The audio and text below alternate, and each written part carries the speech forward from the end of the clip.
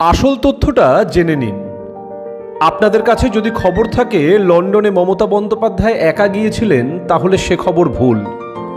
যদি আপনারা জেনে থাকেন লন্ডনে মমতা বন্দ্যোপাধ্যায়ের সাথে কিছু আমলা এবং কিছু মন্ত্রী গিয়েছেন, তাহলে জেনে রাখুন সেই খবরও ঠিক নয়।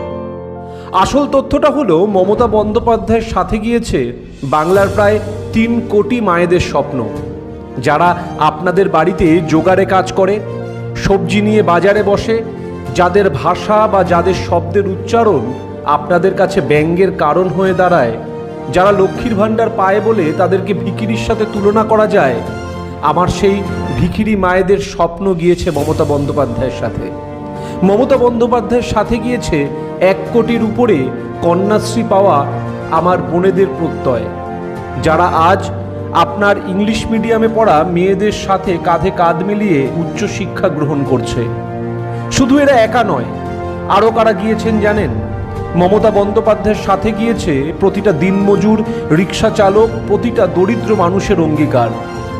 আসলে কালীঘাটের অত্যন্ত দরিদ্র পরিবারের টালির চালের ঘর থেকে অক্সফোর্ড বিশ্ববিদ্যালয়ের যাত্রা কখনোই কিছু মানুষের পক্ষে মেনে নেওয়া সম্ভব নয়।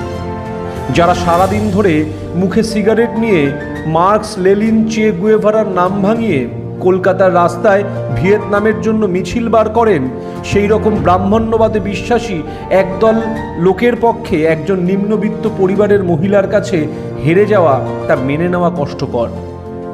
আপনি মমতা বন্দ্যোপাধ্যায়ের হিন্দি উচ্চারণ, ইংলিশ উচ্চারণ নিয়ে ব্যঙ্গ করতে পারেন। মমতা বন্দ্যোপাধ্যায় যতবার অসুস্থ হয়েছেন, আক্রমণের শিকার হয়েছেন, ততবার তার অসুস্থতাকে নিয়ে ব্যঙ্গ করতে পারেন।